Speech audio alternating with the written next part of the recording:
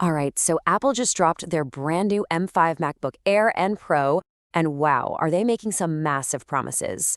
The two big things they're really screaming about are this huge leap in AI performance and some absolutely incredible battery life. But is this all just marketing hype, or is this the real deal? Let's break it down. Okay, first things first, the battery. Apple is throwing around this wild number for the new MacBook Pro, up to 24 hours of peak battery life. I mean, think about that for a second. A full day of work, completely unplugged. For anyone who's ever hunted for an outlet, that's a potential game changer. And then we get to the main event, the headline feature, AI performance. They're saying the new M5 chip is up to 4 times faster at handling AI tasks than the M4. Now, that's a huge jump, but the real question is, what on earth does that actually mean for you? And here's the kicker, right? With the top-end models pushing nearly $4,000, who actually needs this kind of power? Is it worth paying that kind of premium? Well, that is exactly what we're going to figure out in this explainer. So here's how we're going to tackle this. First, we'll look at Apple's big AI promise.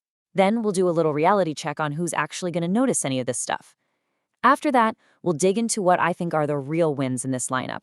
And finally, we'll wrap it all up with our verdict on which M5 MacBook, if any, is the one for you. Let's start with that AI promise.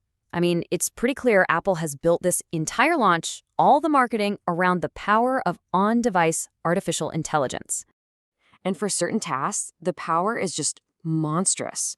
If you compare it to the M1 chips from a few years ago, which were already really fast, the new M5 Pro and M5 Max are up to 8 times faster at things like AI image generation. That's not just a small bump, that is a massive, massive leap forward. But let's be totally honest here, this kind of power isn't for browsing the web or checking your email. We are talking about a very specific and pretty small group of professionals. AI researchers, developers training custom models, 3D artists doing heavy-duty rendering, high-end video editors. They're the ones who are actually going to feel that speed. By the way, quick pause here. If this kind of breakdown is helping you cut through all the marketing noise, do me a huge favor. Take a second to hit that like button, drop a comment, and subscribe to @BrandTechAuth right down below. We do these explainers all the time to help you make smarter tech decisions. Okay, now it's time for that reality check I promised.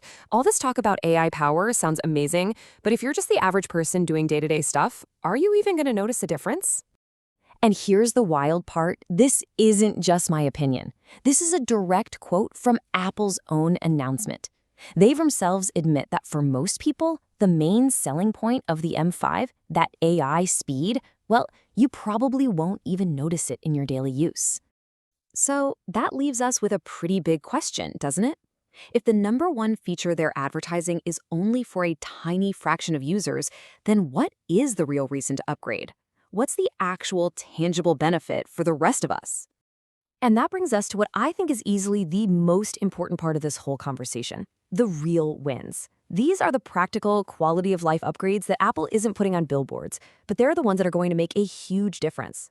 And the single biggest win, honestly, for the vast majority of people is storage. Yeah, storage. Apple has finally doubled the base storage on the MacBook Air to 512 gigabytes. They fixed what was probably the number one complaint about their most popular laptop for years. I mean, you know how it was, right? That old 256 gig base model felt cramped from day one. It almost felt like a trap to get you to spend more on an upgrade. But now, the standard M5 Air is just a fantastic value right out of the box, with plenty of room for most people's stuff. No compromises needed.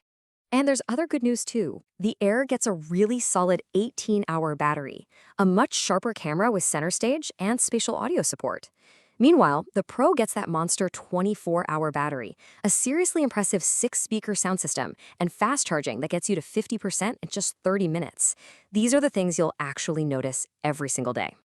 So let's pull all this together for the final verdict. Honestly, for the first time in what feels like forever, the simplest choice is also the best one. With this lineup, the base model is finally king. Look, here's my clear, actionable advice. For probably 90% of people, the base M5 MacBook Air is the one to get. That storage bump alone makes it the best value Apple has offered in years. The M5 Pro and Max, they're specialized tools. Think of them as a powerful investment for professionals who will actually make more money because of that on-device AI speed. And really, the starting prices tell the whole story. The M5 Air kicks off at just over $1,000. The M5 Pro, it jumps to more than double that. That huge price gap makes it crystal clear. These are two different laptops built for two very different types of people. And that kind of leaves us with one final thought. The biggest story of this M5 launch isn't the futuristic AI hype. It's that Apple finally fixed the biggest, most annoying flaw in its most popular laptop. So the real question this all raises is this a sign that Apple is finally starting to